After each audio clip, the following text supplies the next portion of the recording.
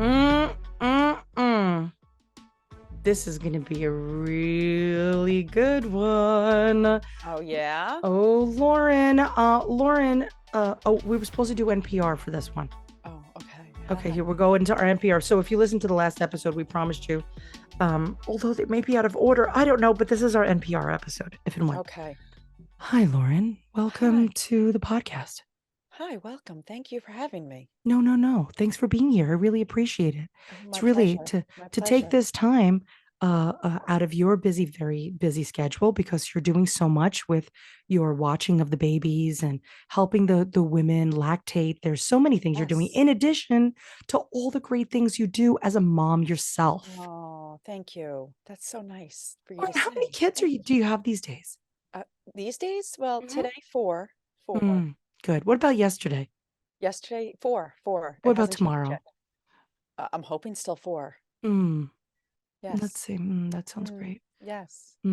Yeah. So, today we have a very interesting guest. Oh, yeah? And yep, we do. And truthfully, like I'm so excited. It's actually really difficult for me to contain myself at this point because you know what we're going to talk about today? No, I don't. Home birth. That's a little okay. That's a lot. Okay. All right. So, for the record, um we're not saying you should have a home birth or not have a home birth, or we're not saying you should have a hospital birth or not have a hospital birth. I'm not going to say that it's not that we don't care what you do, but we really want you to do what you Yeah, want to do. absolutely. Absolutely. I agree with that. And so while I know that once upon a time, I did an entire podcast with a woman who delivered at home. And right before it was going to air, she called me and said, I don't want you to put that out there. Oh, Exactly. really? Yes. And you know what? That's fine. I'm Okay. cool with it. It was a fantastic story. I really was excited for you guys to learn what she Yeah. had to say. But because there is such a stigma Hmm. around home birth Yes. in the United States, hard stop. Then you add the twins, and then like the government's like, no, you're Yeah. going to a Yeah. hospital. We don't care. We're not gonna, cover these things, and you're on your own. And good luck, Yeah. Knuckles, and whatever. Yeah. Okay. So Alexandra really wanted to have a home birth, All right. and she made it happen. Hey, where there's a will, there's a way. It's so fascinating because where I would never have even tried, to be honest No, with you. me either. No way. And in hindsight, yes, I am very thankful that I didn't end up having a home Yeah. birth because there is a great chance that I would not be alive in all Mm. sincerity. Oh, So yeah, for me, but also we knew it was going to be a little bit of a poop show because of yeah. all the issues that I had in my pregnancy. Yes. So It wasn't I like a think, shocker, you know? yeah, I think people who go for the home birth definitely need to weigh the pros and cons and definitely know what they're Yeah. getting into.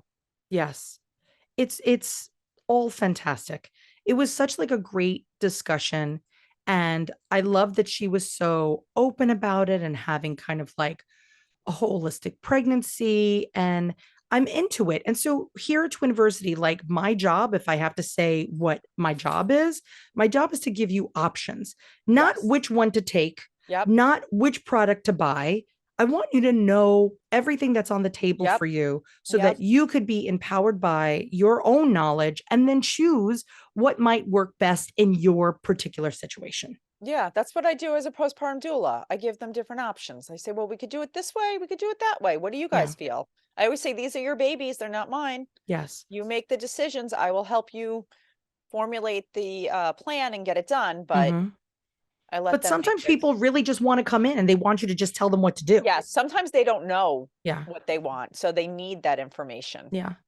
Well, today that's not what it is. Today is really just listening to a story. And also, she has a really fascinating job too. Oh, And so we've Okay. actually already posted about her job. You know that she is a field trip teacher or organizer for Oh. NASA. Oh. Can Yeah. she get us a field trip to NASA? Well, they're only virtual, but she could get your school one. That's It nice. was great. So we already posted about this way back when Yeah. we taped this podcast. I don't know, in 1957. Because this is so, if you guys don't know, we tape our podcast ahead of time. So then that way, when we have everything done, I'm pretty careful about the way that we kind of distribute the podcast to not have two heavy topics in a row, or like I really want to be Yeah. sensitive Yeah. to making sure also that people could get new information, right? So we could do a little Yep. bit of pregnancy, a little bit of Variety. postpartum. Yeah. So we do all of them in the beginning. And so when I met Alexandra, I was already fascinated by her and her home birth story. And then on top, you threw NASA. What? Yeah, that's pretty cool. I don't know what I was more excited about. It's cuckoo. But like when I was a little girl, I really wanted to be an astronaut. Do you know that? Really? Did you watch that movie, Space Camp? 100%. That scared me. I was like, Oh I don't no, want to go to space camp ever. I don't I'm like totally flying. I down. don't like heights. I don't like any of that. So, I love flying. I love heights. The centrifugal force thing I'm not into, but I don't know why it got in my head like as a little girl that I wanted to be an astronaut. well, you could be anything, Nat.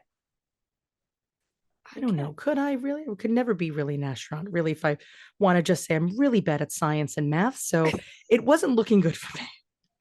So as far as you could be anything, I do Oh. appreciate when parents tell You could their be kids a that. fan of being an astronaut. Yeah, I'm a fan. I'm a fan of visiting Go to the NASA's Air and anti. Space Museum Done. Went to the in one in Washington. Houston. I've been I to the one in Washington, D.C. That one's a good one. I've been to that. I've been to the Houston. We have a problem. I've went there. I went to Oh, Cape Canaveral. I oh, saw a look at space shuttle you. launch. Oh yeah, girl. When I tell you I'm the one to be an astronaut, I really did. But I didn't do that I as a did not child. know I did this that as an about you. adult. This is one thing I did not Yes. know about you. I even have a photo where it looks like I'm in a space. We have that, me, We you, and do. Lisa. We do. See?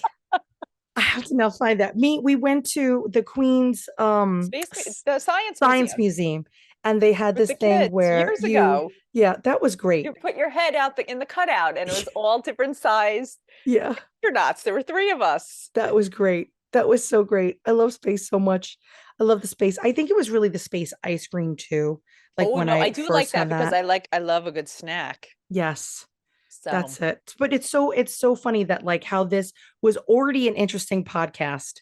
and And now, then I was like, tell me more about this. Now in hindsight, I don't even know if we discussed NASA in the podcast itself. That may have been like after I press stop and be like, okay, you have to tell me about this. yeah, I'm not even positive anymore. you I have to get can't her back remember. on just to talk about it. Oh, it's just I love people that have cool jobs. Yeah, yeah. So I hope that I have a cool job. I You think I do have do. a cool job, You do. but I never know what to Absolutely. tell people when they're like, what do you But you do? do. Yeah. I don't, I like what, like if somebody said, what does Nat do? What would you say? I would say she is an author. She teaches people preparation classes for twins. She is a advocate. I like it. I never know what to You say. run the number one online resource for parents of multiples. That's right. Kids, I'm doing it every day. Every day I'm making it better for us, man, because it didn't exist for me. It didn't Yep. exist for Lauren, and I will be damned that it doesn't exist for you. Yep. That is how we roll here. We are creating what we would have liked for us, but we didn't get that. And that's what Yep. like Alexandra's doing. She's creating these field trips for people Yep. that can't travel. I love this. I love this idea. And now she gets to talk about her home birth where people, I really, really, really wanted a home birth too. You do know that. Yes. So not necessarily a home birth. I wanted to go to like a birthing center. Center with a pool and yeah. Yes. Yeah. Yeah. And be like, tell me how you feel and smell Lights and this patchouli. yeah, Yes. That was candles what in the I wanted. background with like soft Very music. different. Yeah. Do you know one of the episodes that we have coming up? I don't know if it's going to be in this season or next season, but I literally just taped it recently, which is very rare that we tape things this late in the season, but I interviewed my obstetrician. Oh, I did not know that. It's gonna, I actually may make it a special episode because when do Oh, you get an opportunity to talk about something that happened, 18 years ago? And yeah. Lauren, she remembers the day as much. She remembers, like, Oh, I was in much worse shape than even I thought, though, for the record, yeah. which was weird. So once again, glad that for whatever reason the babies were rioting and I wasn't in a birthing center and I was in a Yeah. hospital that did help me. However, if you have a deliciously boring pregnancy and you are under the supervision of obstetricians and midwives and they're like, "Yeah, go for it. Girl, you do Yeah. whatever you want to If do. it's We for are you, here." absolutely. Right? That's Different how we strokes for feel. different folks. Amen. All right, are you ready? I'm ready. All right, it's a doozy on so many levels. I'm so excited. All right, here's Alexandra. Alex, I can't wait. I feel like you're my most anticipated guest of whatever year somebody is listening to this in. I'm so excited to be here. I can't believe it. So, home birth with twinnies, my personal dream, for the record, which you did not know, and a lot of Twiniversity people don't know because it was immediately taken off the table for me here in New York. And most states in this union of ours will not even consider it. It is not even an option. There are some states that look a little bit more kindly towards it. There's even some states that will turn a blind eye toward it, especially if a mama bear is having a very boring, delicious pregnancy and lives an extraordinary distance from a hospital. So I have actually interviewed people with home births. But here is the crazy thing, Alex. Every time I do this, let's see if please do not follow this trend. I have interviewed multiple people with home births, and before we had the launch of the podcast, they decided not to have me publish it. Wow. So whether they felt judged about the decision that they made, whether they were worried about influencing other people to make the same decision, but I know that you, as a listener of the podcast, you and hopefully everybody out there, you guys digest the information the way that it pertains to your world. You can't, like, we can never walk in somebody else's shoes. That's impossible, nor should we live up to anybody else's standards but our own. So today I want to talk about home births. I want to talk about your experience. I'm dying to hear how this whole thing started. So begin at the beginning. You find out that it's two. You're in Cali. What the heck happened after that? Okay, so right at that about 10-week first OBGYN visit, the doctor, we're talking about the regular things. How are you feeling? And I should say, before we even were, when we were walking to the doctor's office, my husband said, "I'm here to see my twins." And the doctor's like, "What do you mean you're here to see your twins? How do you know they're twins?" And he's like, "I just have a feeling. I'm a twin. My husband's a twin. And my aunt and uncle, my maternal aunt and uncle are twins." So we had a gut feeling. It was a really, really rough first trimester. And I knew this was either going to be a boy or twins because I was so sick, so lethargic, definitely different than my first pregnancy with my first girl, my singleton. So we're in there, we're doing the talking. I specifically asked the OBGYN in the beginning. I said, so with my first pregnancy, I got to see midwives. The hospital we went to, you could have a birth with midwives and do all your visits with midwives. And she said, "Yep, you can absolutely. You just have to do this first initial visit with me, the OBGYN. And as long as everything's good, from here on out, you could see midwives." I said, okay, great. We do all the talking, how you feeling and stuff. And then she's like, "Okay, let's see if we can find some heartbeats. Are you okay with doing a scan today?" I said, "Yes, absolutely." And sure enough, she's like, "You guys are right. There are two in here." And she turns the screen to us and we see the two little bubbles. And of course, I knew I was going to have twins. I had that feeling, but it still was like jaw drop. Oh my God, it's real. It really happened. And then we're trying to ask her some questions and she's just not really responding to us. And she's been doing some stuff on the computer and she's like, "Hold on, I have to update some things." And she was doing that for about 3-4 minutes. And then her kind of demeanor changed. And she said, "Okay, well, we're going to have a different plan of action." She changed my due date to 38 weeks instead of 40 weeks. She said I couldn't see midwives. She was already telling me if there is a breech presentation, we're not going to be able to have the twins vaginally, which I had my first vaginally. So already everything kind of shifted. She immediately put high risk on my paperwork. And I was kind of like, whoa, this is not how I was expecting. This is not what I was expecting at all. I'm perfectly healthy. I was 29 years old. I had a vaginal pregnancy with my first, and I kind of started pushing back, like, you know, why can't I see the midwives? What's happening? And she just kind of said, it's policy here. You have to see OBGYNs from here on out. So right off the bat, I was kind of not too happy with the situation. Understandable. That is, it's very like you, Alex. I think that a lot of people, when they hear that second heartbeat, they get the same spiel. And people just immediately, I know that I did, right? So like I had this vision of like having my babies at a birthing center in now what is the meat packing district. Back then it was literally where they packed meat. There was the old butcher places. But it was something that for all of my infertility, so I had struggled with infertility for a long time, that it took, like, I really thought about what my birth experience would be like because I knew that it would happen. It was just a matter of when it was going to happen. So I had like this vision of like having like a birth in water and just having like real candles around me, like real candles, not just like the fake little votive ones. But I wanted just my partner there, and I wanted it to be very serene and very relaxed and very calm. But then once they saw that second heartbeat, that vision was immediately shattered. So when you had that experience, how did you go from okay, digesting what they're telling you to being like, heck no, this is totally not going to happen? So going back a little bit, my youngest sister was actually a nanny for a midwife in California, and she is a midwife to celebrities. So we got to hear about all these wonderful birth stories. And even when I was pregnant with my first, I kind of looked at the idea of a home birth, but my mom was a nurse. She was actually a nurse for the hospital that I delivered at. So I felt very comfortable with the hospital setting my whole life. And I kind of entertained a home birth, but not really. I said, I'll try to do my best laboring at home, but ultimately I do feel safest at a hospital.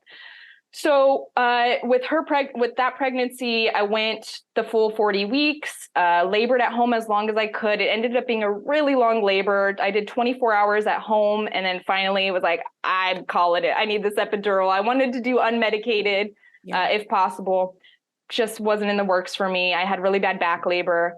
And that's where my mindset of the hospital really changed, because when I first did my hospital tour, they showed me this beautiful birthing suite and talked about the golden hour of how you're going to get an hour of skin to skin. We're not even going to weigh the baby. You just get to be with that baby for an hour. We're going to let the cord pulse as long as you want before we cut it. All those promises were made. And when I finally had my epidural, I was put in this little triage room, and they wouldn't let me do my birthing ball. They had me strapped down with the monitor. And I basically just had to lay there. I couldn't do anything. And I was really uncomfortable with that, because originally they told me I could bring in my birth ball and have my partner and all these things. And they just slowly started taking things away. They somewhat laughed at my birth plan when I said I wanted to try to do all these things. Which I knew going into it was probably going to happen anyway. But once my daughter Luna, she was born, the golden hour was not taken. They took her away immediately, and they let me see her, put her on me for a minute, and then immediately went and rubbed off all of her vernix and took her weight, her height, did all those things, had the pediatrician in there, which I appreciated, and I was being seen. But it all just happened so fast. There were so many people in the room. I did ultimately get to have that vaginal birth that I did want with an epidural. Unfortunately, with the epidural, I did tear because I couldn't really feel the pushing. But that whole birth kind of left a bad taste in my mouth with how birth went in the hospital. And it wasn't until ultimately the last 30 minutes before I started pushing that they put me into that beautiful birth suite that they had promised from the beginning. So going into this second pregnancy, before we knew it was twins, I kind of already was like, I'm going to go see this OBGYN, but I'm also going to start entertaining a midwife more with this one, because I know second pregnancies, or second births, I should say, are a little bit quicker labors, and I feel like I could really do it this time. And I really wanted to feel the sensation of pushing. Okay. Some people think I'm a little bit nuts for that, but I really like when you're pushing with an epidural, it's such a different feeling. I really wanted to feel what it feels. I feel like it's very animalistic. I wanted to feel that pushing sensation. What does it feel like, that need to push? So I was already entertaining the idea of a midwife. And like I said earlier, my sister being a nanny to a midwife, I heard of all these wonderful birth stories, and I knew I would have her in my back pocket if needed. So when they found out it was twins, immediately I contacted my midwife friends and I was like, hey, what can we do about twin home births? Because I'm already not liking what the OBGYN is saying. She also said if it was going to be a breech presentation and I absolutely wanted to do a vaginal birth, it would have to be in the operating room just in case the cesarean was necessary. So all of these things are in my mind just already pushing me more and more towards home birth. And she said, unfortunately, in California, the only way you can have a twin home birth is if there is an OBGYN present. Now, in Southern California, there is an OBGYN who will attend home births. But as you can imagine, very expensive. Very expensive. He actually has a podcast too, Dr. Stu. And I've listened to a couple of his, but I knew that was not in my budget at all. So my husband and I have been entertaining the idea of moving to Texas. I have some family out here. My parents and my sisters are in California, but I have some other family out here in Texas. And so I start doing my research, finding out what could we do in Texas. I reach out to my midwife friends. She puts an alert on her Facebook page, and she gives me back some of the best midwives who have twin experience and breech experience. And out of the list, about 2 or 3, she says, I really think you should try this one. Her name is Christine Taywater. She's here in Dallas, Texas. Outstanding. I call her right away. I tell her the situation. I told her I'm in California, but I'm going to try to be in Texas by 20 weeks in my pregnancy, about halfway through. Will you take me on? And she absolutely said yes. Of course, I understand, was right on board from the get-go.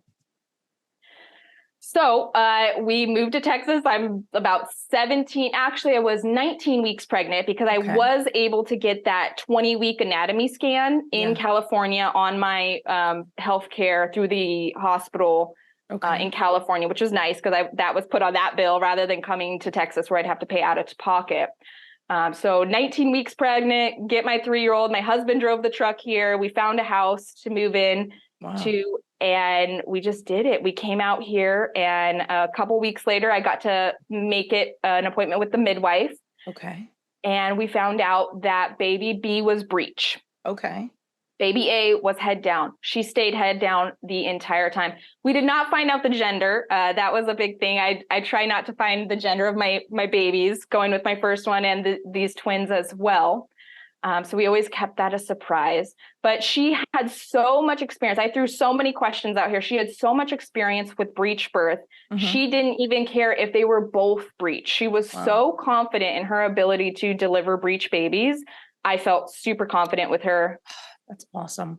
But I did have a feeling that baby B would flip. It kind of, doing my research and what twins do, a lot of times they're kind of that yin and yang position, one head down, one head up.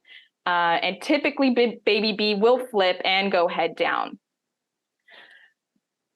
Listen, so, honestly, with the baby B, it's so funny because everybody always thinks about baby B. I'm not saying that baby B doesn't matter, but baby B could totally change what's happening after baby A is out. But you know what was funny? Like, honestly, Alex, before I did this podcast, I really was like looking at what, like, statistically are like the numbers in the United States for like home births, because it's like, if I look back and I think about, now I live in an area where my family is here well over 100 years in the same building. So we're still like, we're in the same area. So at one point in time, there were women that were having babies in these walls that surround me. And I was very curious of kind of where the shift went. And so like in the 1900s, it was 100%. That's it. You never had a baby in a hospital. There was nothing. By 1938, it was only 50%. And by 1955, it was only 1%. So if you think about it, and I know for those of you that are out there and you're like 1955, that was 100 years ago. It really wasn't.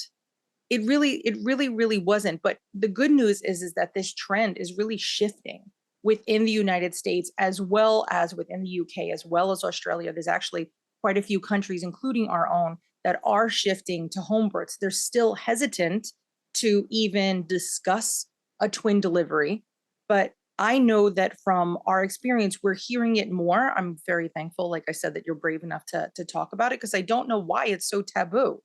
It doesn't make sense. Like this was what was natural, and this was the only choice that we had. Even like giving birth on your back, like that's new.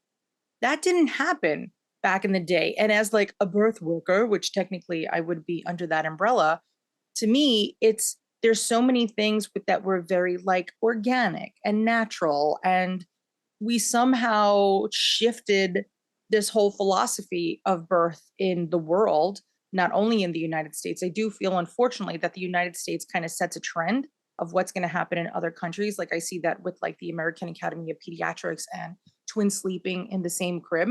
Like really other countries base their statistics off of us. And that's a whole different story for a different day.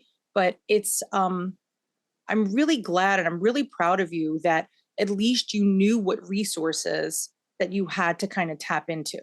And Texas is really, really, really liberal. One of the things that they're actually liberal about, they're really liberal about birth choice. That's right. So I really kind of salute Texas to that front, which I think is incredible that they're like, okay, listen, we're going to prioritize, moms. And I think that it's great that you did have Christine and she was able to kind of walk you through it. So with your whole pregnancy, now you left California, you're in Texas, and you are now no longer covered by your medical insurance, or only for emergency purposes. Like, how does that work, since your insurance technically isn't associated with the state that you're delivering in? I was on an HMO in California, and then coming to Texas, that HMO doesn't exist. So I had to switch to a PPO. Okay. So just in that transition of work, transitioning to California, until my address was officially in Texas, and then the timing, it would have just taken some time. So I knew in the meantime, I was going to just have a little bit of time where I wasn't going to have a provider. Yeah. So it just took some time, and I knew I was going to have to pay for a midwife out of pocket anyway. I don't think very many insurances cover home births. So I initially knew, but thank goodness here in Texas, there are so many midwives and it's more acceptable. So it is much more reasonably priced. That's beautiful. That really is great. And honestly, for those of you that are interested in seeking a midwife, you should never hesitate to call them, because there's a lot of midwives that will operate on a sliding scale dependent on your income. So with this type of experience, it's not a typical kind of patient-doctor relationship. It is a very natural, you're part of my family. It's like, I feel like I will never be a midwife, but that would be something that I would like to pursue at some time. But the training of a midwife is actually quite extraordinary. And so when they are pseudo doctors, basically, they're just have like their gigantic degrees specifically in birth, and then everything that goes along with birth, including lactation, including brain chemistry. Midwives are absolutely extraordinary. So when you went to Texas and you started this relationship, you had to wait a little bit for your insurance to kick in. What typically do you think would be the range out of pocket for a midwife in Texas? Because it could very well vary, right? So there's people who might even do it for free, but do you have any idea what the cost would be, or the cost range would be for a midwife twin delivery? So I believe it's anywhere, because I did some research, I'd read a few books. I think between 3,000 to 10,000, depending on maybe how high class you want to go, or where you live versus where they live. Mine was, she did consider that I spent my first 20 weeks in California and was able to see doctors and OBGYNs and get a couple scans done out of the way. So she did only charge me for the visits that I was going to do with her. Excellent. But very, very, very reasonable. when you consider how much a hospital really costs without insurance. Very reasonable, about $4,500. Yeah, you can't beat that. Now, did you have an option to, like, when you were discussing kind of the nuts and bolts of what this was going to be? There's obviously some type of, not necessarily a negotiation, but an explanation of what she could provide for you and then what you could expect from her. I know that some of the other families that had home births, one of the things that the midwife really kind of pressed was that there was kind of an ambulance on call and they were kind of at the ready. How does Texas stand on that? Like, did you have to have an ambulance outside your home, and how did that get covered if that was necessary? She never specifically said anything about that being a necessity. Okay. But for my own comfort, I asked her to give me her recommendations for an OBGYN that I could transfer to just in case. Okay. And that was totally on my beliefs. Even my husband and the midwife were like, you don't need to do that, but if you want to, here are your recommendations. And she gave me 3 doctors that would give her some privileges within the hospital to come in and, catch them up, possibly be there during the birth. So I did get that recommendation, and I was seeking care with an OBGYN and with her at the same time. So that OBGYN completely covered under my insurance. And then my care with her, I was completely paying out of pocket. But if we do get to if you want to go into the birth story, I did end up having an ambulance here, but not out of the need of Texas. Didn't have any say so in it. So when the time finally came and your water breaks at home, and what was the discussion of when you should call the midwife? And I know that typically when you're having a home birth, you have to have kind of like a home birthing kit that's all ready, that's sterile equipment, that's everything that she's going to need. A lot of times people do have kind of a little pool, a baby pool that they blow up. So what kind of equipment did you have to have in your house before your water broke? So right off the bat, my midwife did say we can't she doesn't feel comfortable doing a water birth with twins. So I was okay with that. I didn't necessarily need a water birth. I did notice with my first, I felt like every time I did go in the water, it slowed my birth down, my contractions down. So in my head, even before I met my midwife, I kind of said I was going to stay away from water this time, because I did have that 32-hour birth experience and I did not want to have a very long birth with this one. So going into this one, I was okay not having a water birth, so no tub involved. But about at 34 weeks, my midwife sent me to go get an official ultrasound to see where babies were, because prior to this, she's just kind of feeling with her hands. I had that one at 19 weeks, the anatomy scan, and then I hadn't had another one. Even my OBGYN here is a pretty holistic as well, and he didn't ever have me get a scan. So they were just feeling, and sometimes they'd feel like, I think baby A is head down. I think baby B is head up. So keeping with the first scan, at 34 weeks, I went in for my official kind of last scan, and sure enough, baby B is still head down, but my midwife insured me. She's record. Okay. Right. So for those of you in listener land, Alex decides to have a power outage. So conveniently timed. But Alex, you were saying that you had your 38-week scan in California, and so you knew where everybody was. And so then for the big show, they knew where everybody was. But I was asking about the supplies. Like, was it at 38 weeks that you had to have everything? Like, now that you knew that this was going to be a go, is that when you kind of stocked up the house?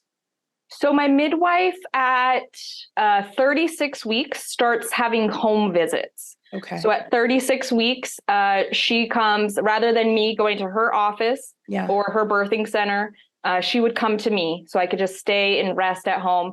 At 36 weeks, she dropped off this huge duffel bag of medical supplies. She said, just leave it there in the corner. Don't need to touch it.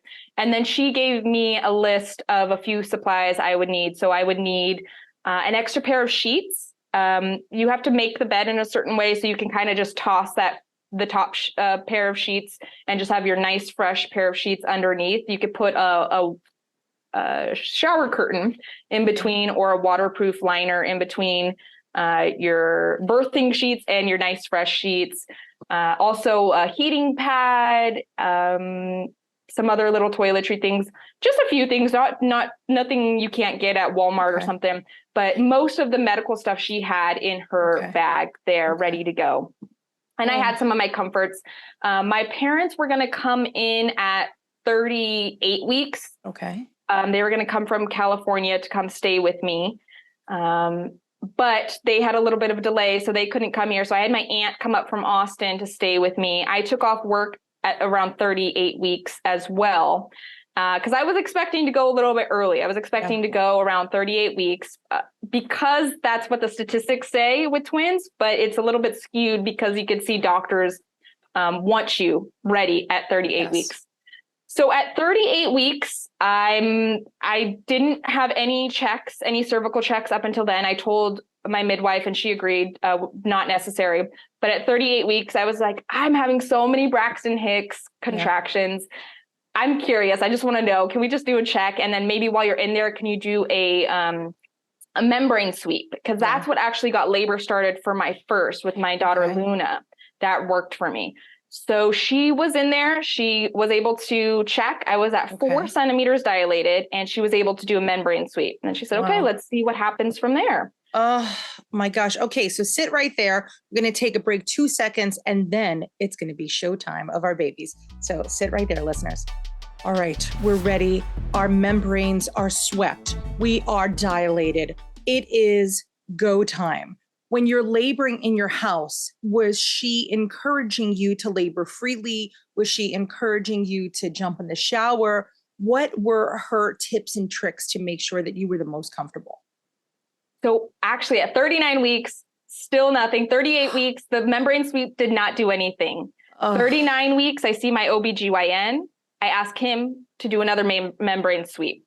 He goes in there, he says, okay, you're at a 5. He goes in there and does another sweep. Doesn't get labor started. I see my midwife later in that week, and she says, I could do another sweep, but to be honest, we just got to wait. We got to wait and see what happened, what these babies want to do. I go in for an induction massage. I'm like, I'm so done. I'm so big. I'm 39 weeks pregnant with twins. It's Texas. It's hot. It's May. I'm done. And then at 39 weeks and 4 days at 3 a.m, my waters break. I go to the bathroom and I'm like, okay, I'm leaking. I had a sensation of my waters breaking with my first pregnancy. So I kind of knew what that felt like. It feels like a water balloon is crushed inside of you. So I go to the bathroom and I tell my husband, I wake him up. I say, I think my waters broke. I'm going to text Christine, just let her know. And I know I'm about 5 centimeters dilated. So I know things are going to go fast. Yes. I text her right away. And in the meantime, she actually moves a little bit further away from me. So she's about a 45-minute drive. I text her and I said, the contractions haven't started yet, but I'm pretty sure my waters break. She said, okay, I'm going to start getting ready. You let me know if contractions start. So actually, in the meantime, I get in the bath because I just wanted things to not go too fast, just knowing she's a little bit further away. It's 3 a.m. I'm okay with things going a little bit slower. I get in the bath and contractions start, and they start hard and fast, but they're manageable in the bathtub. I then get my husband, my birth photographer, and my midwife in a group text message. And I say, I can't look at my phone anymore. I'm handing the reins off to my husband. Things are starting. Here, I don't even remember what I texted because I was so just like focused on my contractions. And my birth photographer knew that meant time to come, and my midwife getting ready 45 minutes away. So my birth photographer gets there in about 30 minutes, and now it's about 4 o'clock in the morning, and my contractions are hard, fast, long. We're not even timing them at this point because they're here, they're ready. I get out of the bath and I say, I think I have to go to the bathroom. I think I have to go poop. That sensation is there. That sensation I wanted, the need to push. And my mom's there. My mom's a nurse, but she's also my doula. And she's like, no, sweetie, that means you have to push. And I'm like, no, Mom, this is different. I need to just have a bowel movement. I go on the toilet and I'm like, okay, actually, I think this is the sensation to push. I get my birth ball. I'm in my bathroom. And prior to this, I I kept trying to have visions of what this birth would look like, and I could never imagine it in my bed. And I kept thinking, how am I going to have these twins? And I always imagined it on my hands and knees. Well, hands and knees in my bathroom. Luckily, here in Texas, we have a nice big house. So my bathroom is huge. I have my birth ball, and I'm just hanging over it. And I'm like, I need to push. I need to push. The midwife is still 30 minutes away. And everybody's like, don't push, hold it in. My birth photographer is telling me to pretend like I'm blowing out a candle. So I'm trying not to push. At this point, we have my midwife on the phone, and she says to my husband, somebody needs to call 911. Tell them we are expecting twins with a breech presentation with baby B. Okay. The fire station is right across the street from my house, so they're here instantly. But to my knowledge, I'm so in birth mode, I don't realize any of this. At one point, one of the firefighters did come in, the paramedics, came in and started asking me, oh, hi, ma'am, how are you? Very nice Southern accent. How are you feeling? What's your name? And I give him the biggest death stare, like, get out of my birth space, get away from me. And I just turn my head, and my husband tells me later, he's like, get out of here. I later find out there's a room, my whole bedroom is filled with paramedics and firefighters waiting just in case. I'm holding in the need to push. My midwife finally arrives. By the time she arrives, I'm ready. I'm pushing at this point. I don't care if she's there or not. She's on the phone with my husband, giving him coaching on what to do, how to catch the baby if needed. Within about 2 minutes of her being there, baby A is out. Wow. Baby A is out. It's a girl. My husband got to catch her. Now I'm on my hands and knees, so I really can't see her, and her cord is pretty short. So the midwife says, is it okay? I think the pulsing is done. Do you mind if we cut the cord? I appreciated her asking. I said, yes, I want to see her. So they cut the cord. They bring her around to me, and she's beautiful. But sure enough, the next round of contractions started. So I kind of didn't get to enjoy her as much as I'd want. I'm still over the birth ball. But we already planned. My mom was going to take baby A, hold her while Papa, my husband, is helping me with baby B. So my mom's doing skin to skin with baby A. Contractions start for baby B. At this point, the midwives tell the paramedics, you're good to go. I got this from here. Thank you so much for being here. But in the meantime, she's getting the Doppler and she's checking. And I hear her say, actually, can you guys wait? That freaked me out. Yeah. I heard it, even though I'm in my birth mode, I heard it and I was like, uh-oh, what does that mean? She said, baby B is still breech. So we're going to be having the paramedics stay just in case. Okay. Within 18 minutes, they're born 18 minutes apart. Baby B is coming down, feet first, footling breech. And my midwife says, I'm going to have to help you out a little bit. And she goes and helps pull baby B a little bit, gives me a little bit of relief. She was much smaller. So that a lot of people ask me, did the breech hurt more? Yeah. I honestly didn't feel it. She comes out not breathing. Took a little bit of time to come into her little body. My midwife tells my husband she got to catch her again, and it was a girl. He was to squeeze her body and talk to her while she put a little bit of oxygen, a little face mask on her. All of this I'm not seeing. Again, I'm over my birth ball, so I can't see. I'm on hands and knees, but I hear her talking to her, and within what felt like 5 minutes, but honestly was probably 20 seconds, she came into her little body. She started crying, screaming, and she was here. She made her entrance into the world. But the paramedics were there just in case. That's great. You couldn't have a better setup. That is the best case setup that you have, and it wasn't even planned. That's unbelievable. That is 3 hours in total. I can't 3 hour labor. And it might have been shorter had your midwife got there sooner. Absolutely. Holy smoke. Like lightning. Very fast. Oh my goodness. So looking back on this delivery, did you feel satisfied with the experience? Absolutely. I very much got to appreciate the sensation of pushing, the sensation of feeling the contractions at that peak. It sounds weird, like a little masochistic, but I really wanted to feel it. I felt very animalistic. I got to go into this zone that everybody talks about where you don't really perceive the outside world. Yep. Just very animalistic is all I can really say about it. I very much am satisfied with how it went. I had my home birth. I'm very satisfied with everything, how it turned out. That's unbelievable. And I get kind of some haters sometimes in Twiniversity classes that we don't talk a lot about birth techniques. And so although I am Lamaze trained and we could sit here and talk about breathing techniques for hours, I personally know, and knowing enough people like you, Alex, that we could have the best plans in the world, but there is a cave person that's going to take over. And that person doesn't give one crapola about a breathing technique or about a visualization. It really is to kind of get you to that point. But I love how you described that you went into your birth mode. Like that is such like a really excellent example of what I try to explain to people, because there's so many variables in birth that not everybody is going to have that experience of kind of that breathing and visualization and meditative, or even, have an option of a birthing ball. So we don't cover it in Twiniversity classes. And instead I fill the times with the things that are 100% in your control. The stuff, the pre-planning, the post-planning, the questions that you could ask your hospital and things of that nature. But I think one thing that we have to kind of add to Twiniversity class is that if you dreamt of having a home birth, don't stop turning over stones until you find the one that gives you the answer that you want. I'm so proud of you, Alex, like honestly, and like what an inspiration you are for your 3 daughters to say, like, this is what I wanted.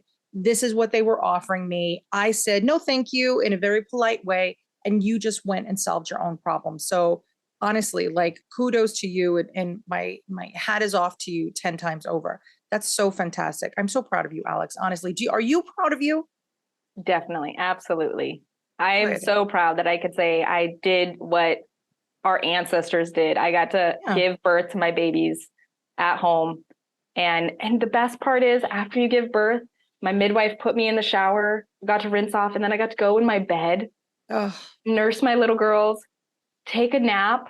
My mom made me pancakes. Like it was just like, this is how birth is meant to be. Yeah. It really felt no doctors coming in every couple hours to check up on them. It just really felt like this is how all births, if you have the ability, if you're in the right circumstances, how it should go. Yes, I think it does play a lot to the circumstances. I know that besides the twins for me, we also found out that I have a genetic blood clotting disorder. So then but I didn't know about that at the time. So that took the home birth or birthing center off the list for me. There are unfortunately a lot of things, but like I said, if it's something that you want to explore, you may not be able to have kind of the same experience that you had, Alex, but there are things that you could add in to even a hospital birth experience to kind of make it more organic. But you shouldn't stop. You shouldn't just accept what people tell you. You really should say, okay, fine, I have to have a hospital birth. Okay, fine, I have to have a C-section. Even that, there are so many things that you could do that can make it feel a lot more primal and a lot more organic, and maybe give you kind of that warm and fuzzy granola crunchiness that you're looking for. So just don't stop freaking asking questions. I think that's like one of our big pillars at Twiniversity is to just, people don't know what to ask. They don't know the questions to ask. So if we could help you do that, and that's why we're like literally this year. So this year, Alex and I are taping at the beginning of 2023. I had to actually look to see what year it was because I like to forget. But we're doing delivery day boot camps throughout the whole year this year, and they're going to be free on YouTube. Just come and let us help you know the right questions to ask. So God bless this man. I'm on a super soapbox because I think post-pandemic, hospitals I'm not going to say they got negligent, but I know that they're much more short-staffed than they were even pre-pandemic. And just priorities shifted. And one of the big priorities that shifted is that we need to take back control of the things that we want. So I'm not saying that you have to have a home birth. I'm not saying you have to have a hospital birth. I'm not saying you have to have a birthing center birth. I'm saying that think about what you want and how could we make that happen for you. So Alex, thank you so much for playing with us today. I really, really appreciate it.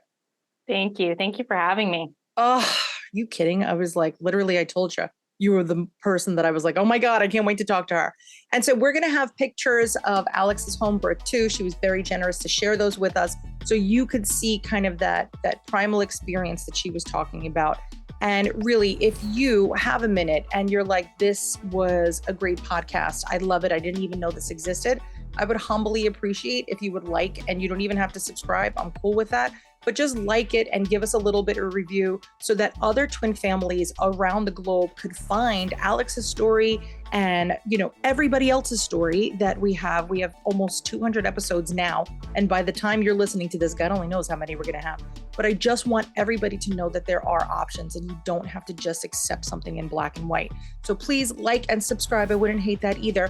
And if you have any questions for Alex or I, you could email us at community@twiniversity.com, or you could literally legit slide into our DMs. We are on every social platform on the planet. So until next time, guys, thank you so much for listening. I will see you at a Twiniversity meeting hopefully soon. And until next time, guys, see you later, alligators.